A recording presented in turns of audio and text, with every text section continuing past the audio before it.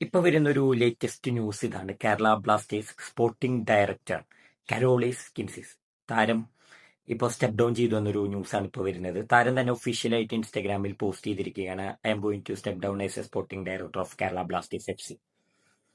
അപ്പോൾ ഇതിന്റെ പിന്നിൽ എന്താണ് നമുക്കറിയാം. 2020 മുതൽ കേരള ബ്ലാസ്റ്റേഴ്സിന്റെ സ്പോർട്ടിംഗ് ഡയറക്ടറാണ് കരോളിസ്. 6 വർഷമായി കേരള ബ്ലാസ്റ്റേഴ്സിന്റെ സ്പോർട്ടിംഗ് ഡയറക്ടർ സ്ഥാനത്ത് തുടരുന്ന ഒരു ആളാണ് കരോളിസ്. അപ്പൊ എന്താണ് പെട്ടെന്ന് എങ്ങനെ ഉണ്ടായെന്ന് വെച്ച് കഴിഞ്ഞാൽ, അദ്ദേഹം എഴുതിയേക്കണ കുറിപ്പിൽ വൈകാരികമായ കുറിപ്പാണ്. അതിൽ എഴുതിയേക്കണ അദ്ദേഹം ഇങ്ങനെയാണ്: എന്റെ സ്റ്റെപ്പ് ഡൗൺ ചെയ്യാനുള്ള കാരണം എന്താണെന്ന് വെച്ച് കഴിഞ്ഞാൽ, ഒന്നാമത് ISL എന്ന് തുടങ്ങുമെന്നോ ഇതിനെക്കുറിച്ച് വ്യക്തമായ ഒരു പ്ലാൻ ഇതുവരെ ഓൾ ഇന്ത്യ ഫെഡറേഷൻ കൊടുത്തിട്ടില്ല. അതുകൊണ്ട് ഞാൻ പുതിയൊരു ജേണിക്ക് തയ്യാറെടുക്കുകയാണ് എന്ന് പറഞ്ഞിട്ടാണ് താരം പോയേക്കുന്നത്. പക്ഷെ യഥാർത്ഥത്തിൽ അതൊന്നല്ല എന്നാണ് എനിക്ക് ഫീൽ ചെയ്യുന്നത്. മഞ്ഞപ്പടിയൊക്കെ അദ്ദേഹത്തിനെതിരായിരുന്നു.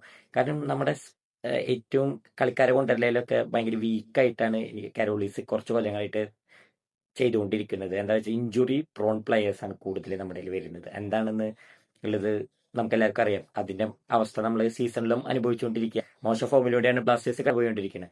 അപ്പോൾ ഏറ്റവും ആദ്യം അഴിച്ചുപണി സ്പോർട്ടിംഗ് ഡയറക്ടർ തന്നെ മാറ്റണം എന്നായിരുന്നു മഞ്ഞപ്പടയുടെ ഏറ്റവും വലിയ ആവശ്യം. അതാണ് ഇപ്പം ഇവിടെ നടന്നിരിക്കുന്നത്. അദ്ദേഹം ലിത്വാനിയയിൽ നിന്നുള്ള ആളാണ്, നമുക്ക് അതൊക്കെ അറിയാവുന്ന കാര്യമാണ്. അപ്പൊ 6 വർഷമായി ബ്ലാസ്റ്റേഴ്സിന് കൂടിയുള്ള ഒരു ഫാമിലി മാനാണ്. അപ്പൊ അദ്ദേഹം കുറിപ്പിൽ അവസാനം ഇങ്ങനെയാണ് എഴുതിയേക്കണത്: once a blaster always a blaster.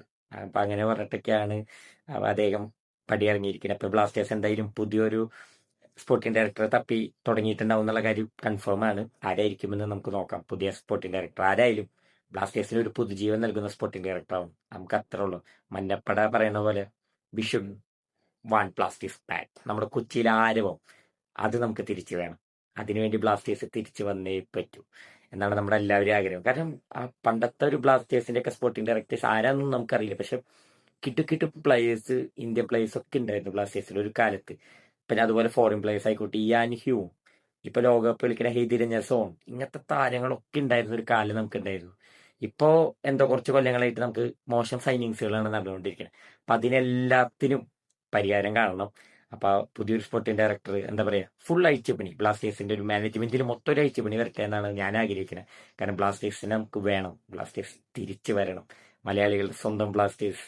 നമ്മുടെ ഹൃദയത്തിലാണ് ബ്ലാസ്റ്റേഴ്സിന്റെ സ്ഥാനം.